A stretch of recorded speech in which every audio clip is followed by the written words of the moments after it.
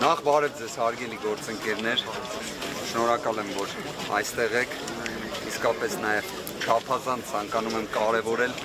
այս օրերի ընթացքում, ամիսների ընթացքում ձեր կողմից մշտապես Հայաստանի Հանրապետության, անկեղծորեն եմ ասում, նորագույն պատմության ամենախայտառակ քաղաքական հետապնդման վերաբերյալ մշտապես ձեր լուսաբանումները Սամվել Կարապետյանի նկատմամբ այնինչ տեղի է ունենում արդեն 7 ամիս, իսկապես աբսուրդային է։ Այս պայդրությամբ արդեն Սամվել Կարապետյանի նկատմամբ կրկին կիրառվեց տնային կալանքը որպես խափանման միջոց, որ պատկերացնեք վերաքննիչ հակակոռուպցիոն դատարանի որոշումը ենթադրում էր կրկին կալանքի ռեժիմը։ Եվ այն դատական նիստը, որը գործընկերների հետ ունեցանք 14 ժամ տևողությամբ, դատավոր Դոլմազյանի նախագահությամբ, կրկին հանգեցրեց նրան, որ տնային կալանքը կիրառվեց որպես խափանման միջոց։ Իհարկե նաև այն սահմանափակումները, որոնք կիրառվել էին հրապարակային խոսքի առումով, դրանք վերացվել են։ Եվ այդ վերացման սկիզբը իհարկե արդեն դրել էր հենց վերաքննիչ հակակոռուպցիոն դատարանը։ Իրավիճակը հետևյալն է, այն, որ Սամվել Կարապետյանի նկատմամբ ընդհանրապես որևէ խափանման միջոց պետք է կիրառված չլինի, այն, որ այստեղ ընդհանրապես գործ չկա, բայց կա 7 ամսից ավելի տևող ամենաինտենսիվ քրեական հետապնդումը, դա հայտնի է բոլորին։ Այն, որ Սամվել Կարապետյանը 7 ամիս առաջ հստակ գիտակցում էր, երբ տան դիմաց եկել էին 100-ից ավելի ոստիկաններ, որպեսզի իրան բերման ենթարկեին, խուզարկություն իրականացնեին եւ այլ, բոլորի համար պարզ էր ինչ էր կատարվել։ Բայց Սամվել Կարապետյանը որպես ուժեղ մարդ, որպես ուժեղ հայ տեսակ, բնականաբար պատվով չնայած այդ ամեն ինչին 7 ամիս տևող կալանք, որը իդեպ կալանքը եւ տնային կալանքը նույն կալանքն է եւ այն հիմա էլ է շարունակվում։ Իրավիճակը սա է։ Պարոն Վարդպետյանը, քանցեմ փոքր մանրամասնեք հրապարակային խոսքի սահմանափակումը ավելի, դա ինչ է ենթադրում։ Մեծ ուղերձով կարող է արդյոք դեպի փաստաբան։ Որոշ մանրամասներ կներկայացնենք առաջիկայում, բայց առնվազն, երբ գտնվում էր Սամվել Կարապետյանը քրեակատարողական հիմնարկում, մի շարք հարցերի վերաբերյալ իր հրապարակային խոսքը դուք լսել եք, դուք լուսաբանել եք, մեր հանրությունն էլ դրան հավուր պատշաճի արձագանքել է։ Առնվազն այդ ձևաչափի տեսանկյունից խնդիր չի լինել։ Մնացյալ մասով լրացուցիչ իրազեկումներ դեռ առիթ կլինի տրամադրելու։ Գրավ եւս համակցված կիրառվել է, բացակայելու արգելքը եւս կիրառվել է, իսկ թե արդեն մնացյալ հանգամանքների վերաբերյալ, նույն սկսած մեղսագրվող արարքների, հիմնավոր կասկածի այլ հարցերի մասով, մենք երբ կունենանք ամբողջական դատական ակտը, մանրամասն լրացուցիչ դրան կանդրադառնանք։ Մի բանը հստակ է, որ Հայաստանի Հանրապետությունում մենք ունենք ընդհանուր առմամբ մարդասիրության ճգնաժամ։ Այն, որ մեզ մոտ քաղաքական հետապնդումները, այն, որ քաղաքական բանտարկյալների թիվը իսկապես ռեկորդային է, դա արդեն հայտնի է բոլորին, բայց մենք ունենք նաև մարդասիրության ճգնաժամ։ Այն, ինչ տեղի ունեցավ 2026 թվականի հունվարի 16-ին, երբ Սամվել Կարապետյանը գտնվում էր բժշկական կենտրոնում, իր հիվանդասենյակում եւ այդ պայմաններում քննիչի եւ դատախազի գործողությունների, ինչպես նաեւ վերաքննիչ հակակոռուպցիոն դատարանի, որը ամբողջությամբ տեղավորվում է քաղաքական հետապնդման այս աբսուրդի մեջ, գալիս են եւ ներերակային ներարկումը ընդհատում են փաստացի, բայց այստեղ պետք է անկեղծ լինեմ, որ հենց ինքը Սամվել Կարապետյանը գտնվելով հիվանդասենյակում եւ տեսավ ոստիկաններին, իր առաջին գործողությունը այն էր, որ ինքը հենց նաեւ անջատեց համապատասխան սարքը։ Հենց ինքը եւ ասեց գնաց։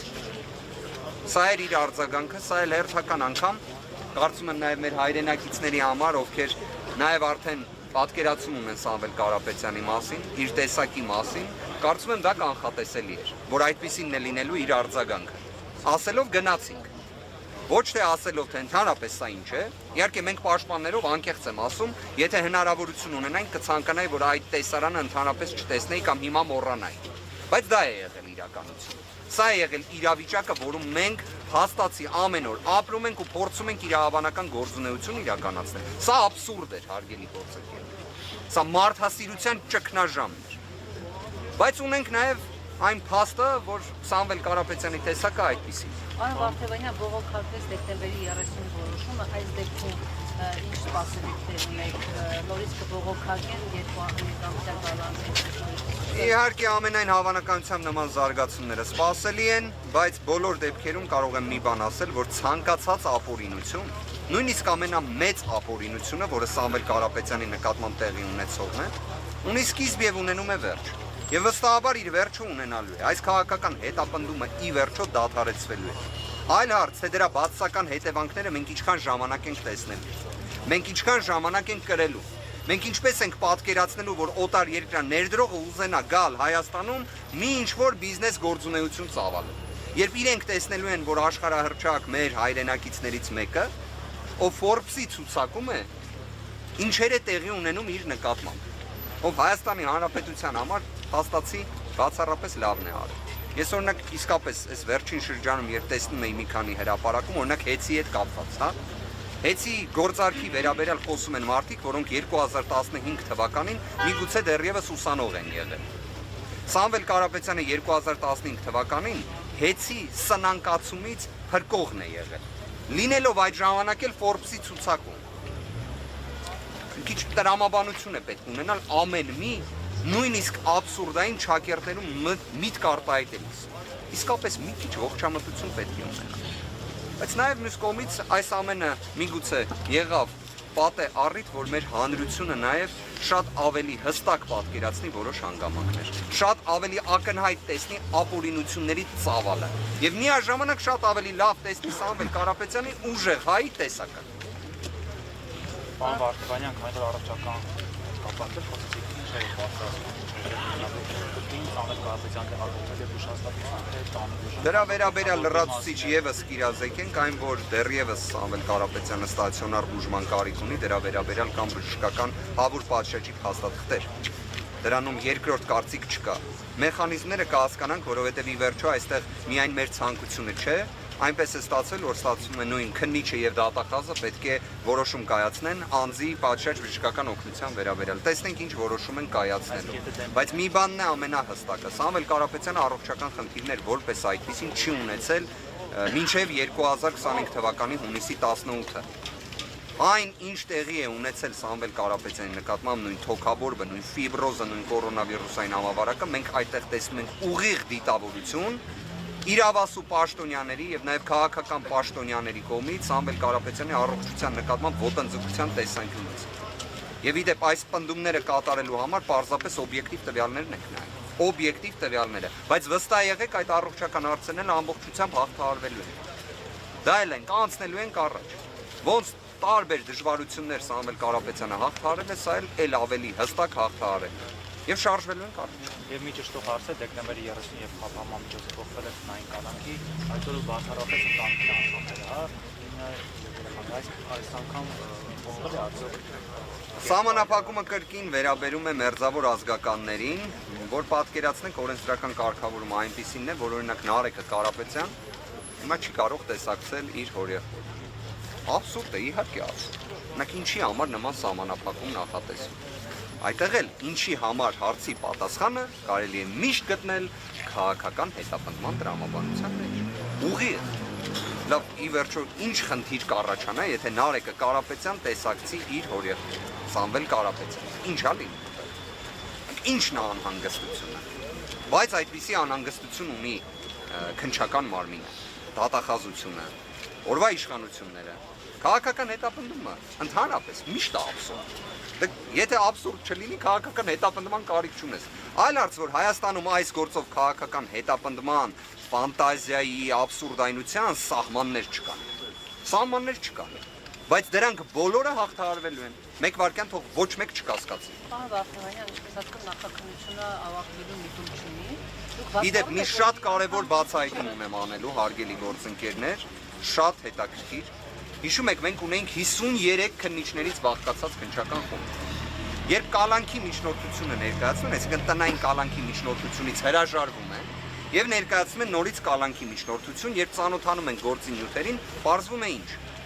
Ուրեմն քննչականը եւ դատախազությունը ասում են շատ ինտենսիվ գործողություններ դեռ ունենք անելու, բայց 53 քննիչներից բաղկացած խումբը այլևս 22 քննիչներից է բաղկացած։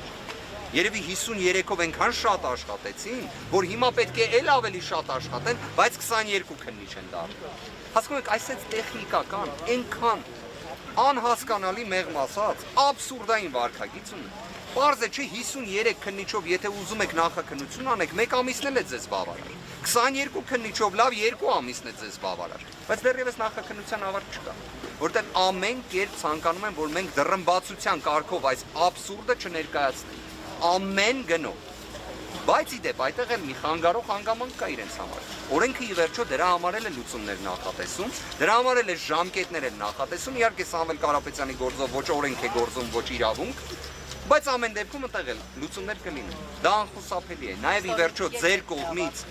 հանրային արձագանքը սրա, կարծում եմ եւս չափազանց կարևոր է, որովհետեւ այն, որ պարսավելի երևույթ է, 7 ամսից ավելի իբրև նախաքննություն ներկայացնելը, դա կարծում եմ եւս որոշակի զսպող նշանակություն կունենա։ Ինչ ժամկետ կա, որ իրենք այլևս չեն կարող ձգել նախաքննությունը եւ մենք արդեն Որ պատկերացնեք քրեական դատավարության օրենսգիրքը առավելագույն ժամկետներ է նախատեսում, դրանցից մեկը օրինակ այս դեպքով կարող է լինել 10 ամիս։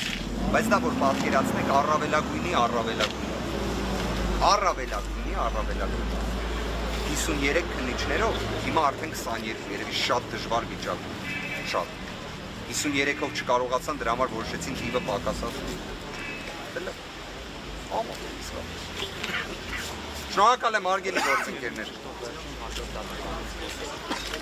Որպես այդպեսին այս փուլում դեռ չկա։ Լրացուցիչ կիրացեք, ձեզ էլ շատ-շատ շնորհակալ ենք։ Շատ։ Կարապետյանը որևէ բան չի փոխանցել,